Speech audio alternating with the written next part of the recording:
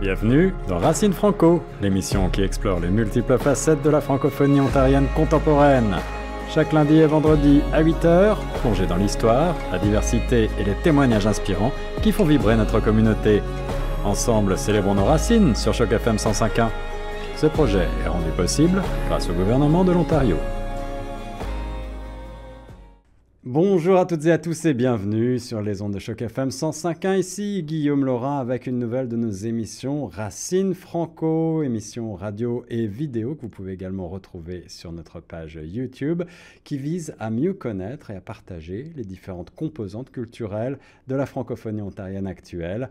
Et on va à la rencontre chaque semaine de personnalités de notre communauté ensemble et on parlera de leur pays d'origine, de leurs racines francophones, de leur culture et de la manière dont ils la vivent ici. Comment est-ce qu'ils arrivent à retrouver leur communauté d'origine et à maintenir leurs racines culturelles tout en étant en Ontario, à Toronto. Aujourd'hui, j'accueille en studio Amélia Bikakourdi qui nous vient du Congo Brazzaville, République du Congo. Bonjour Amélia, comment ça va? Je vais bien, bonjour Guillaume. Je vais bien, merci. C'est un plaisir de t'avoir avec nous. Alors comme le veut la tradition, je vais commencer par te demander tout simplement de te présenter en quelques mots pour nos auditrices et auditeurs. Amélia, qui es-tu, d'où viens-tu et que fais-tu à Toronto?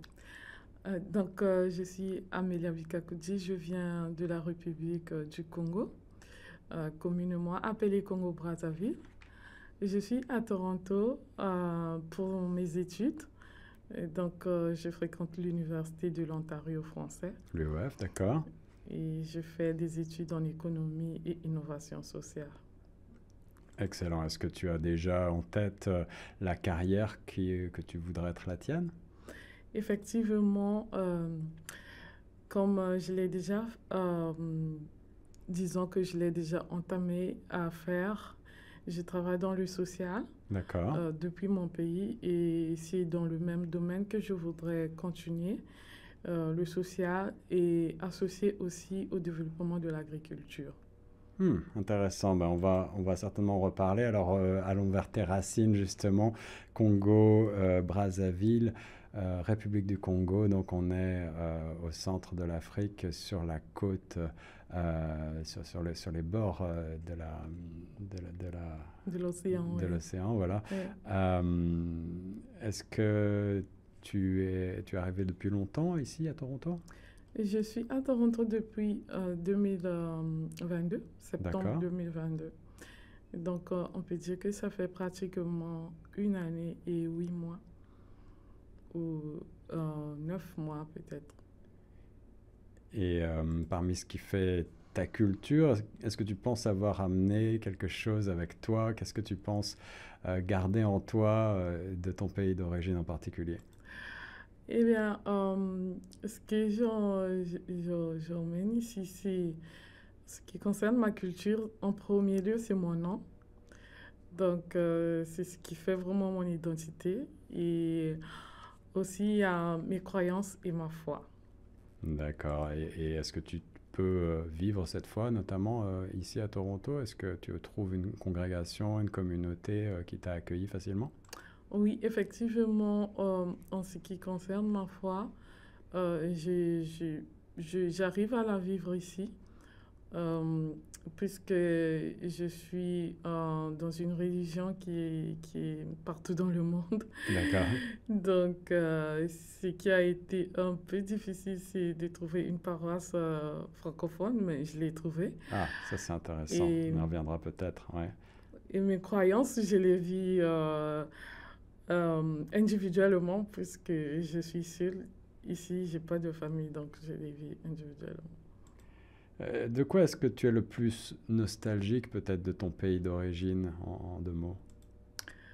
Je peux dire l'ambiance de chez moi, parce que ça me manque tellement. Alors l'ambiance c'est vaste, qu'est-ce que plus précisément tu as en tête?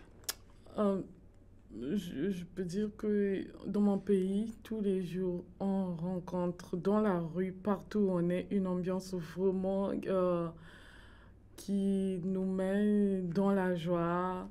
Festive un petit peu. Oui, Ouais. effectivement, je peux prendre un exemple. Par exemple, quand je suis arrivée ici, j'avais du mal à me sentir à l'aise dans les métros, dans les transports communs, parce que chez nous, quand tu es dans un transport commun, tu peux parler avec n'importe qui, rire avec n'importe Oui, qui, c'est vrai. ce Ouais. qui n'est pas le cas ici. Donc cette ambiance-là me manque vraiment. Alors, parle-moi de ta communauté en quelques mots également, Amélia. Comment est-ce qu'elle est répartie? Est-ce qu'elle est structurée? Est-ce qu'elle est présente ici à Toronto dans le GTA? Est-ce qu'il y a beaucoup de personnes d'origine congolaise? Bon, je dirais, il y en a quelques-unes ici à Toronto, mais pas vraiment beaucoup. J'en rencontre très rarement. Et ce qui fait que je puisse vivre un peu euh, la culture congolaise, c'est que ici, on rencontre plus des Congolais de Kinshasa, donc, Oui, puisque ok. on est deux pays République voisins. démocratique du Congo. Ouais. Oui, et Ouais. on partage pratiquement les mêmes cultures. Ah oui? Et du coup, donc, je rencontre plus les Congolais de Kinshasa que Ok, ceux de Brazzaville. intéressant, intéressant. J'imagine que comme pour beaucoup de communautés francophones, il n'y a pas nécessairement un quartier congolais ou un point de ralliement, mais est-ce qu'il y a, à ta connaissance, justement, quelque chose qui représente la culture congolaise ici à Toronto, ou peut-être tout simplement un restaurant congolais, ou quelque chose qui représente les racines de ce pays? À ma connaissance, je dirais non. J'en ai pas encore croisé, je n'ai pas encore euh, trouvé quelque chose qui représente ma culture congolaise. Bien, passons à ton parcours personnel, ton parcours d'intégration. Tu nous as dit être arrivé en 2022, c'est encore récent, on peut encore dire bienvenue. Merci. Et tu es étudiante, donc j'imagine que, bien entendu, tu rencontres aussi pas mal d'étudiants internationaux à l'UOF, et c'est certainement très inspirant. Comment s'est passé ce parcours d'intégration en Ontario? Est-ce que tu as eu le sentiment que c'était plutôt facile ou qu'il y avait des défis à relever? Le premier défi, je dirais, c'est la langue. Oui, l'anglais. Oui, parce que ici, on ne peut rien faire, même acheter quelque chose. Si tu ne connais pas un mot en anglais, c'est très difficile. Alors, comment est-ce que tu as surmonté ce défi-là en particulier? Est-ce que tu as pris des cours? Est-ce que tu as euh, rencontré des gens? Tu as fait des groupes de pratique?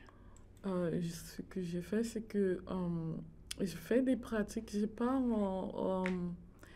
pas suivi une formation comme telle, mais je fais des pratiques, des petites formations en ligne et, euh, et surtout suivre des vidéos, c'est-à-dire des dessins animés, des films en anglais, juste pour faire travailler vraiment mon cerveau. Et aussi, j'ai aussi participé, jusqu'à présent, je Oui, participe au cercle linguistique. d'accord. Je crois que c'est euh, le Centre francophone qui en organise. Et je participe aussi souvent aux rencontres qui se font souvent dans la ville, ce qui concerne les langues. En fait, c'est une rencontre, ce sont des rencontres internationales. Ouais, ouais, des Donc, meet-up, c'est ce oui, qu'on les appelle. oui, pour pratiquer la langue. Donc, Excellent, bah, c'est des bons exemples effectivement que tu nous partages et aussi des bons conseils qu'on peut donner certainement pour les nouveaux arrivants qui cherchent à s'intégrer et à relever ces défis de langage. Ne pas hésiter, ne pas s'isoler, ne pas hésiter effectivement à aller à la rencontre des autres et d'autres communautés qui vont également être à la recherche de contacts sociaux et de personnes pour pratiquer la langue. C'est des très bons conseils qu'on peut donner, effectivement. Est-ce que tu as eu aussi d'autres organismes? Tu as cité le Centre francophone du Grand Toronto, qui est un incontournable, un de nos partenaires d'ailleurs à Choc FM, qui organise effectivement des ateliers et qui aide beaucoup les nouveaux arrivants. Est-ce que tu as d'autres organismes francophones à citer qui ont pu t'aider? Oui, il y a le centre Taïbou. Ouais. Euh, Alors le centre Taïbou, est-ce que tu peux préciser pour nos auditrices et auditeurs ce que c'est? oui, le centre Taïbou, c'est un centre qui aide beaucoup surtout sur la santé. D'accord. Et donc, ils organisent souvent des ateliers concernant la santé mentale, concernant comment faire pour avoir des rendez-vous médicaux, comment faire euh, pour trouver un médecin francophone. Et ils organisent souvent des ateliers aussi en ce qui concerne euh, même l'intégration, Mhm. même l'intégration à Toronto. Donc, c'est vraiment un centre qui m'a beaucoup aidé et j'ai aussi profité de faire le bénévolat dans ce centre-là. Donc, Alors ça aussi, c'est un bon conseil qu'on donne souvent ici à Choc FM et qu'on colporte parce que faire du bénévolat, s'engager, ça permet évidemment de briser l'isolement, de rencontrer des nouvelles personnes, réseauter, peut-être, pourquoi pas, à la clé, trouver un emploi. C'est très utile en tout cas et très bien vu par les employeurs pour développer une première expérience canadienne. Je rebondis donc sur le centre Taïbou que je ne connais pas bien, mais je vais vous donner, chers auditrices et auditeurs, l'adresse internet taibouchc.ca. Ça s'écrit Taibuchc.ca. Adresse internet de ce centre pour en retrouver tous les programmes dans la région du Grand Toronto. Si on continue sur les questions préliminaires, j'allais dire, Amélia, on passe maintenant au plus grand défi. Ben, on a déjà abordé la langue, mais est-ce que tu vois plus globalement des défis que tous les nouveaux arrivants francophones pourraient rencontrer et surmonter ensemble en tant que communauté? Est-ce que tu as pensé à ces questions-là? oui, donc il y a aussi vraiment le défi de trouver un emploi Ouais. en français. Mhm. Euh, c'est pas facile pour quelqu'un qui ne connaît pas l'anglais. Je suis arrivée vraiment avec un niveau d'anglais très faible. Et du coup, bien que j'ai trouvé un emploi, disons, presque dans le mois suivant mon arrivée, C'est plutôt bien. donc j'ai trouvé un emploi à l'école et par la suite, j'ai trouvé un emploi avec une agence, un centre d'appel, D'accord. avec un centre d'appel. Et après, j'ai trouvé un emploi avec un organisme aussi dont je voudrais aussi parler, la maison. Ah oui, tout à fait. Et c'est là-bas où je travaille jusqu'à présent. Mais d'abord, ce qui m'a permis d'avoir ces emplois, c'est d'abord mon expérience que j'ai eue dans mon pays. Donc, cette expérience qui m'a permis d'avoir, on peut dire, facilement l'emploi ici. Parce que jusqu'à présent, j'ai des collègues qui peinent à avoir un emploi en français euh, ici à Toronto. Et du coup, ils passent d'abord à faire des petits emplois. Mais je pense que aussi, c'est mieux de faire ce qui se voit au lieu de rester sans rien faire. Donc, vraiment, c'est un grand défi d'avoir un emploi en français ici à Toronto. Alors encore un beau conseil, plutôt prendre un emploi même s'il n'est pas exactement dans vos cordes ou qu'il ne correspond pas à vos attentes. C'est mieux de commencer tout de suite à être actif et à se faire un réseau plutôt que d'attendre l'emploi parfait. Puisqu'on a parlé de la maison également proche de Choc FM, on va rappeler lamaison-toronto.org est l'adresse internet pour retrouver cette maison d'hébergement pour les femmes francophones de la région du Grand Toronto, qui fait un travail formidable du point de vue social, effectivement. Amélia, poursuivons. Est-ce que tu as d'autres conseils cette fois pour les nouveaux arrivants, puisque cette émission s'adresse à eux en partie et parle des racines culturelles francophones? On entend parfois des gens qui se plaignent de perdre un petit peu leurs racines, qui se plaignent de perdre une partie de leur identité ou qui ne retrouvent plus leur identité ici et qui ont du mal à la vivre au quotidien et à la transmettre peut-être aussi à leurs enfants éventuellement. Quel conseil donnerais-tu aux nouveaux arrivants francophones pour favoriser leur intégration sans perdre cette identité? Donc, ce que je dirais, c'est que c'est de se rapprocher souvent de ces organismes qui sont en train de œuvrer pour la francophonie et pour l'accueil des nouveaux arrivants. Euh, Parce que il y a à chaque fois, disons chaque mois, il y a des activités avec Ah ouais. ces organismes-là. Donc, il faut être attentif, être sur l'Internet, voir quels sont les organismes francophones qui sont ici à Toronto et se rapprocher de ces organismes, savoir quels sont les services que ces organismes offrent et quels sont des événements euh, qui sont proches où on Ouais. peut participer parce que c'est en allant vers ces organismes qu'on peut avoir accès aussi à des emplois, qu'on peut retrouver en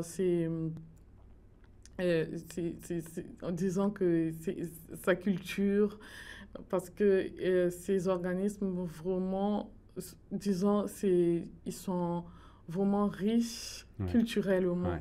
parce qu'on rencontre beaucoup des cultures dans ces organismes-là. Donc, je dirais vraiment, ça, ce n'est pas quelque chose à négliger quand on arrive à Toronto. Il faut vraiment chercher ces organismes et être attentif aux événements qui se passent. Et pour retrouver tous ces organismes, rien ne vaut le répertoire de notre site grandtoronto.ca, portail web bien connu. Également suivre l'actualité avec toute la section événements et vous pouvez retrouver sur le portail grandtoronto.ca l'ensemble des événements francophones immanquables du moment. Dernière question de cette première partie de l'émission Racine Franco sur les ondes de choc. Pour toi, Amélia, en quoi la mise en avant des racines culturelles peut-elle contribuer à une meilleure compréhension de la diversité multiculturelle dont tu viens de parler et aider à lutter aussi contre les discriminations, d'après toi? Ben, je dirais que ça, d'abord, c'est quelque chose qui permet aux nouveaux arrivants de se sentir déjà comme si on était chez soi. Oui. Et cela aussi permet de concevoir, de conserver sa culture, ne pas perdre ses traces. Parce que quand on est ici, parfois on décide de rester et par la suite on va avoir des enfants. Ouais. Et c'est bien de transmettre ses traditions, sa culture à ses enfants. Donc, je pense que c'est quelque chose qui est très important, qui permet à conserver la culture de chacun. Alors on va passer justement sur ta culture, celle qui t'est propre, celle de tes racines franco à toi, celle du Congo-Brazzaville. Question générale pour toi, évidemment c'est ton point de vue personnel qui prime, mais on va commencer avec des questions culturelles. Quel est d'après toi, Amélia, l'acteur ou l'actrice la plus connue de ton pays d'origine? Si tu parles du Congo à quelqu'un, quel est le premier acteur ou la première actrice qui te vient en tête? Bon, je n'ai pas vraiment la maîtrise des acteurs de mon pays parce que vraiment, Le cinéma au Congo, il n'est pas encore vraiment développé Mais comme on le ça peut voit. être quelqu'un de la diaspora Ouais. aussi, quelqu'un qui est d'origine congolaise, mais qui, pourquoi pas, travaille à Hollywood ou ailleurs. Bon, ça, je dirais que j'ai pas vraiment la maîtrise sur ça. Ok, ok. Mais au moins, j'ai la connaissance des acteurs euh, dans le théâtre. Ah oui? Euh, Là, je parlerai de Kouta Flaverick. C'est un jeune acteur qui est hanté vraiment de contribuer au développement du cinéma. Ah, mais ça, c'est Euh, intéressant parce que c'est le but justement aussi de l'émission, de transmettre et de faire découvrir des talents que d'autres cultures francophones ne connaîtraient pas encore de ces pays d'origine. Donc, merci de partager ça avec nous. Mais de la même manière, d'après toi, Amélia, si tu as un chanteur ou une chanteuse du passé ou d'aujourd'hui en tête de ton pays d'origine, quel serait-il? Quelle serait-elle? je parlerai de Roga Roga, Ok. qui est en train de mettre le feu actuellement à Brazzaville. Ah, ah. Et, Quel style de musique c'est? euh, je vois je crois que c'est la rumba. Hmm. Et actuellement, il a, avec sa chanson de Bokoko, qui est en train de régner vraiment, disons, dans toute l'Afrique. Et même ici, je l'entends parfois dans des événements. Wow, ok. Donc, je parlerai de lui. Et puis, il y a Zao aussi. Zao, ah oui, oui. Et disons, c'est un ancien chanteur. Ouais. Et lui aussi, c'est un bon chanteur. C'est un bon chanteur qui est vraiment reconnu. Ah oui, on a eu la chance de l'interviewer sur les ondes de Choc FM à plusieurs reprises. En effet, on l'adore. Quel est le plat typique de ton pays en matière de cuisine? Là, si on part pour donner envie à nos auditrices et à nos auditeurs de découvrir par les papilles le Congo, Brazzaville, est-ce qu'il y a une spécialité? Ce qui concerne les plats, j'ai- c'est c'est quelque chose à quoi je pense tous les jours. Ah oui, ça te manque? Ça me manque tellement, mais bon, il y en a vraiment plusieurs. Ouais, ouais. C'est quoi la cuisine congolaise? C'est à base de poisson, plutôt de viande, il y a des épices, comment est-ce que c'est?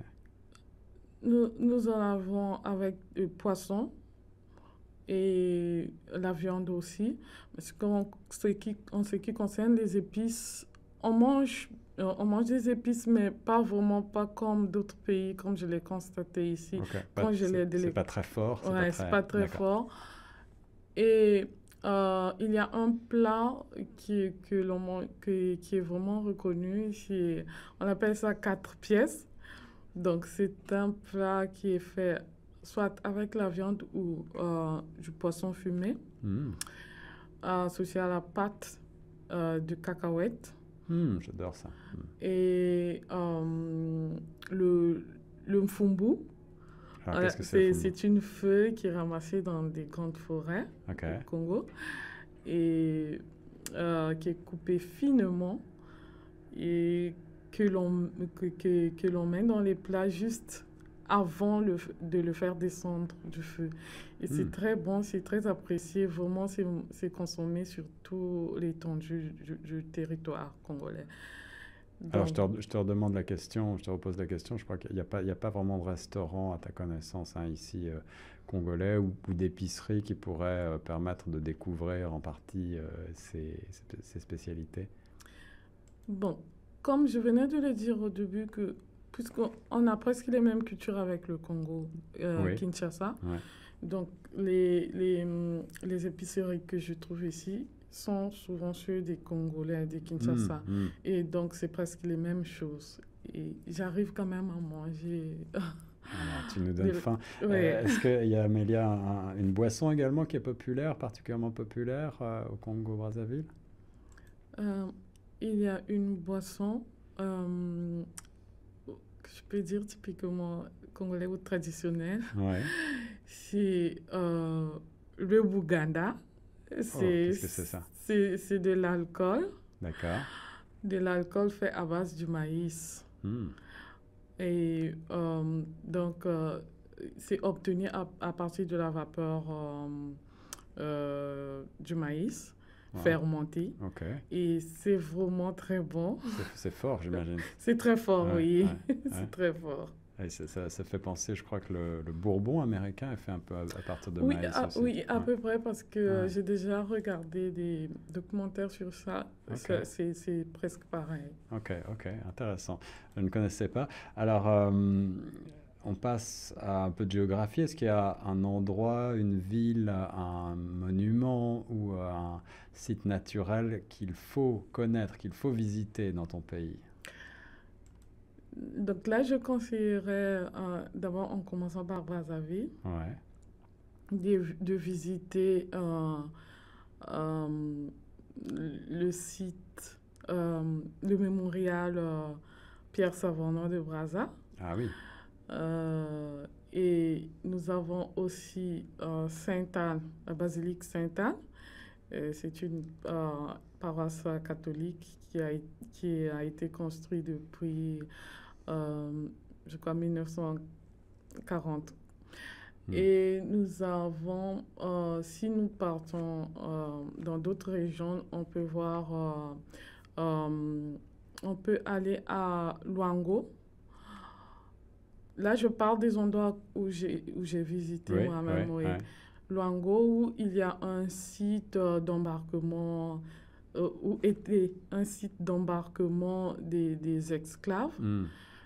Donc, c'est vraiment un endroit historique Historique, et ouais, plein ouais. de mystères aussi. Hmm. Et nous avons aussi les gorges de Diozo à Pointe-Noire. Ah oui. Et nous avons aussi la grande forêt dans le nord du pays où on peut aller manger du poisson frais. Hmm, hmm. Donc, nous avons vraiment plein des endroits où on peut vraiment visiter qui sont vraiment riches historiquement et aussi beaux à voir. Tu vas nous donner envie d'aller y faire une visite. J'ai personnellement passé quelque temps à Brazzaville, enfant, très petit. Mes souvenirs malheureusement sont très lointains. J'ai vécu plus longtemps au Gabon, mais j'ai passé un tout petit peu de temps dans le pays voisin, Congo. Et effectivement, je m'en rappelle seulement comme un endroit où il faisait tout le temps beau, avec effectivement la mer magnifique, la forêt. Et je me rappelle qu'on mangeait bien. Je ne me rappelle pas exactement quoi, mais je me rappelle qu'on mangeait bien. On passe, si tu veux bien, au sport. Quel est le sport le plus populaire, le plus pratiqué peut-être au Congo d'après toi? Euh, Bien que, bon, je dirais que c'est le foot. Ouais, Le soccer, foot, ouais, football. Ouais, c'est quelque chose qui est international, donc ouais, c'est absolument. beaucoup Très présent pratiqué. dans toute l'Afrique. Hein, ouais. Mais il y a aussi un sport traditionnel qui est en train de prendre de l'ampleur actuellement. Ouais, C'est le Nzango.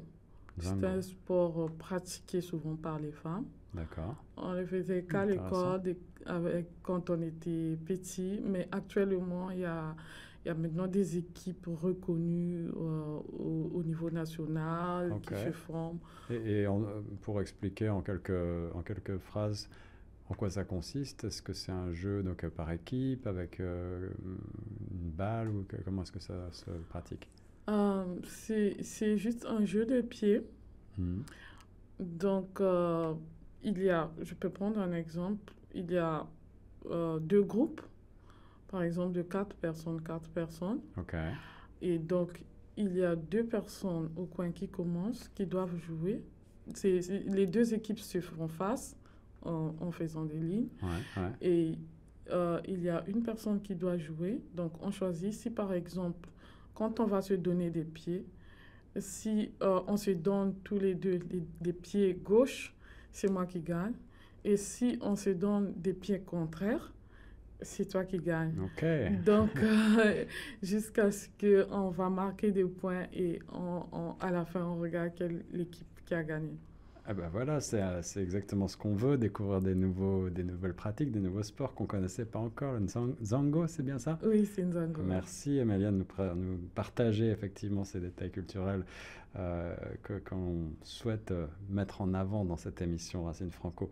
Est-ce qu'il y a une expression typique de ton pays ou est-ce qu'il y a des mots, puisque c'est un pays francophone, mais est-ce qu'il y a des mots qui seraient intéressants peut-être est-ce qu'il y a un mot qui te vient en tête que vous utilisez souvent qui n'existe pas dans d'autres pays francophones? Bon, des mots, je dirais, c'est... Ou des expressions? Oui, des expressions qui sont dans des langues soit traditionnelles ou nationales. Ouais. Et je prendrais par exemple, je prendrais un exemple pour dire, par exemple, excusez-moi, ça m'échappe, c'est tellement des expressions que ça m'échappe un peu. Il y a, c'est comme un peu des adages. Ouais. Donc, par exemple, il y a un adage qui dit Wayenda kuzulu, ngwa kuwatekelako. Je vais expliquer ce que ça veut dire en sens direct. Ouais. Si tu vas au ciel, c'est qu'il y a un membre de ta famille qui est déjà au ciel, donc qui a négocié pour toi. Donc, en sens normal, je dirais que, pour expliquer cela, je dirais que, par exemple, si tu veux par exemple, arriver à un endroit, c'est qu'il y a quelqu'un qui t'a aidé, qui est déjà là-bas, que tu connais, qui est déjà là-bas. Un message d'espoir, en tout cas. Oui, c'est ça. Absolument. Amélia, pour les questions générales, la dernière de cette liste, et après, ce sera la phase de quiz, on va s'amuser un petit peu. La question est la suivante. Le stéréotype que les gens de ton pays, le Congo-Brazzaville, portent sur leurs épaules, est-ce qu'il y en a un? Est-ce qu'on dit les Congolais sont très souvent comme ci ou comme ça, ou est-ce qu'il n'y a pas, à ton avis, il n'y a pas forcément de stéréotype? Je dirais, on dit souvent que les Congolais sapeurs. C'est-à-dire que le Congolais s'habille bien. Ah, voilà. Donc, l'élégance des sapeurs. Oui, quand on voit un Congolais, on dit que c'est des sapeurs. Les Congolais sont des sapeurs. Ouais. C'est-à-dire qu'ils s'habillent bien. Ouais. Il y a une mode congolaise, il y a comme des couleurs, des choses qui sont particulièrement populaires. Si on va dans le sens traditionnel, il y a des couleurs comme la couleur rouge qui est associée au pouvoir des anciens rois. Ouais. Mais en général, quand on parle de la sapologie, c'est juste avoir l'art de bien classer les tissus, de bien classer les couleurs, les chaussures. Donc, c'est peu importe ce qu'on a même, mais il faut savoir avec quoi ça doit s'associer. Voilà, alors c'est une bonne transition pour aller vers le quiz. On va parler, je vais te poser un certain nombre de questions du tac au tac très rapidement et puis tu vas me dire si tu as la réponse. Si tu ne l'as pas, c'est pas grave, il n'y a pas de piège, mais on va essayer de relier ça effectivement avec tes racines franco. On commence tout de suite avec combien d'heures de vol est-ce qu'il existe entre Toronto et la capitale du Congo, Brazzaville? Non, moi j'ai fait 42 heures. 42 heures? Oui, mais cela dépend de l'itinéraire. Donc, il y en a ceux qui font 24 heures. Mais on n'a pas de vol direct. Pas de vol direct, ok. C'est bon à savoir pour nos auditeurs. La capitale de ton pays d'origine, on l'a dit, c'est Brazzaville. Est-ce qu'il y a un symbole de cette capitale? Est-ce qu'il y a un monument ou quelque chose qui le représente? Nous avons le monument, je peux parler du monument du mémorial Pierre Savorgnan de Brazza. Ouais. Nous avons aussi le viaduc. D'accord. Et nous avons aussi le mémorial marien Ngwapi. Combien d'heures de différence existe-t-il entre Toronto et Brazzaville? Pendant l'été, c'est 6 heures et pendant l'hiver, c'est 5 heures. D'accord. Je crois qu'il y a plusieurs dialectes. Est-ce que tu sais combien? Et est-ce que tu es capable de nous les nommer un petit peu? Je ne peux pas savoir le nombre, mais il y en a vraiment plusieurs. Ouais. Nous avons le Lingala qui est une langue nationale, Lingala, ouais. le Kikongo aussi qui est une langue Kikongo. nationale, le Lari qui est une langue vraiment, vraiment parlée. D'accord. Bon, le Lari, c'est vraiment un dialecte parce que c'est une langue qui est née en association de plusieurs autres Ok. langues parce que on la retrouve pas dans, disons, dans un village ou dans un endroit quelconque, mais c'est souvent dans les centres, dans des zones urbaines. Et tu disais le Lingala, et les dialectes sont des langues officielles, ça veut dire que tout le monde les parle? Toi-même, Non, tu pratiques plusieurs oui, dialectes?